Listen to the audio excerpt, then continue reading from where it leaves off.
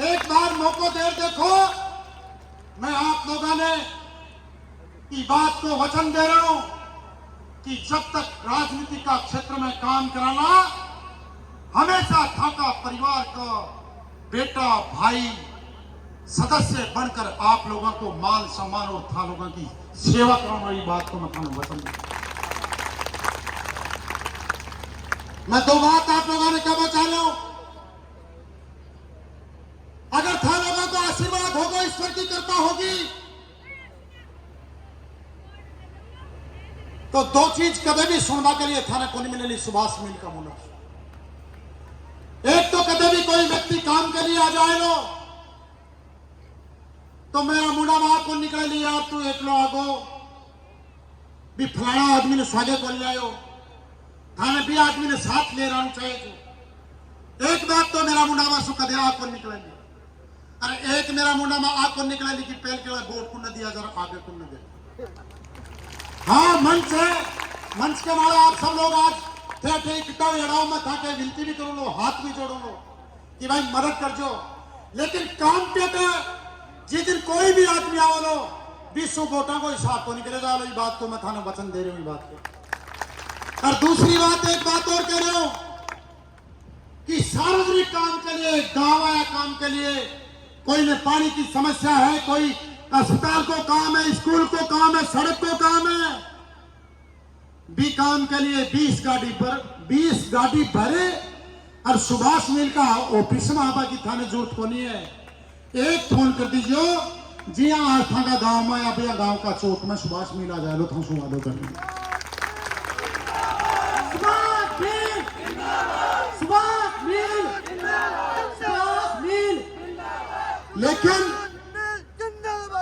लेकिन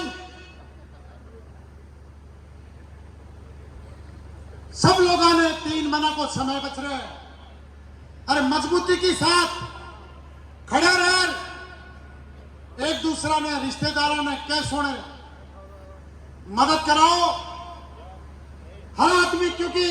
बहुत ज्यादा समय को बच्चों आचार संहिता लाग बाड़ी है 10-20 दिन में, तो 3 महीना तक हर आदमी मजबूती से रिश्तेदारों में जानकारों में बोल अरे बात के लिए खो कि भाई यार अब की बारी लड़का ने मौका दो।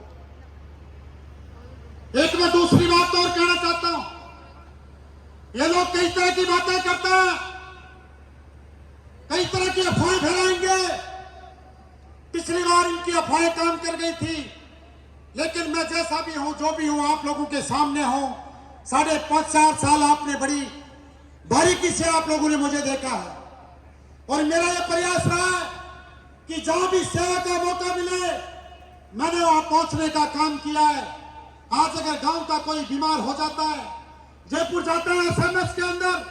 मेरे को फोन करता है डायरेक्ट, मैं उसका फोन उठाता हूं, वो कहता है बेटा मुझे 2 यूनिट ब्लड के चाहिए, भैया मुझे 2 यूनिट ब्लड के चाहिए, या मेरा ये काम या सुनवाई नहीं हो रही है अस्पताल में, तो मैं तुरंत मेरा आदमी वहां पे भेज देता हूं मदद करने के लिए, तुरंत उसको उपलब्ध कराता हूं। मुझे खुशी है इस बात की कि क्षेत्र का एक 20 साल का नौजवान भी हो सकता है अपने पिता को कोई बात कहते हुए वो संकोच कर जाए, लेकिन आज मुझे कोई भी काम होता है तो वो झिझकता नहीं है, डायरेक्ट मुझे फोन लगाता है। अगर वो स्पीकर कोचिंग में जाता है, मेरे को जो भी बात कहता है भाई साहब मदद करो, कोचिंग वाले को कोई फीस में आपको कम करे, कोई भी किसी काम के लिए कहे,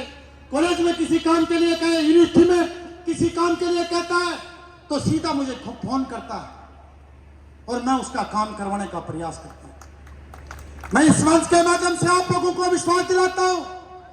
कि विकास के जो काम पिछले 50 साल से जो आज तक छूटे पड़े, जिन कामों की गूंज, जिनको पूरा करने की आवाज कभी आज तक विधानसभा के अंदर सुनाई नहीं दी, आपको मैं विश्वास दिलाना चाहता हूं कि क्षेत्र के विकास के मुद्दे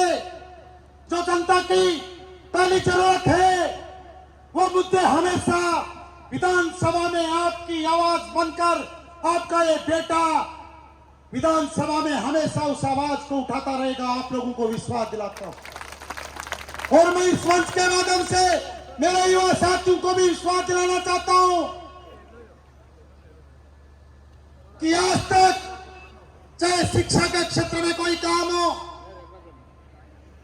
चाहे स्वास्थ्य के क्षेत्र में कोई काम हो, चाहे रोजगार के अवसर उनको आज तक कम मिले हो,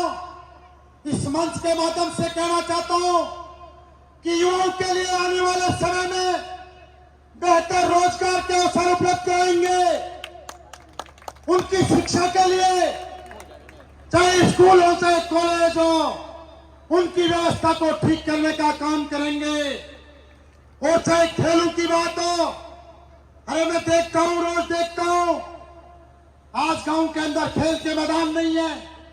हमारे बच्चे जिनमें अच्छी स्टेमिना है, अच्छी कैपेसिटी है, वो खेलों के अंदर आगे बढ़ना चाहते हैं, सेना के अंदर जा भी रहे हैं और भी जिनके जाने की इच्छा है। लेकिन ये लोग 50 साल हो गए, उनकी तैयारी के लिए कोई बेहतर फील्ड और मैदान विकसित नहीं कर सके। क्यों? क्योंकि इनको आपके बच्चों की चिंता नहीं है, केवल खुद के बच्चों की चिंता है। 24 घंटे ये लोग इस धुन के अंदर रहते हैं, सिर्फ इस फिराक में रहते हैं, केवल एक ही योजना बनाते रहते हैं कि मैं मेरे बेटे को कैसे भी एमएलए बनाऊं, मैं मेरे बेटे को कैसे भी एमएलए बनाऊं। सिर्फ इनको अपने बच्चों की चिंता है, अपने परिवार की चिंता है। आपके बच्चों की चिंता ये इन्होंने कभी नहीं की, न ये लोग आगे करने वाले। लेकिन मैं आपको कहना चाहता हूं कि ये जो सामने बैठी जनता ही मेरा परिवार है, और जो ये नौजवान खड़े हैं यही मेरे भाई हैं। हमेशा आपके हितों की लड़ाई, आपके जरूरतों की लड़ाई और एक आम आदमी के साथ जब भी कभी अन्याय होगा, पहले भी मजबूती के साथ उस अन्याय को सबसे पहले प्रमुखता से उठाने का काम किया है और आगे भी उस आवाज को हमेशा प्रमुखता के साथ उठाएंगे। मैं इस बात को विश्वास करता हूं। मैं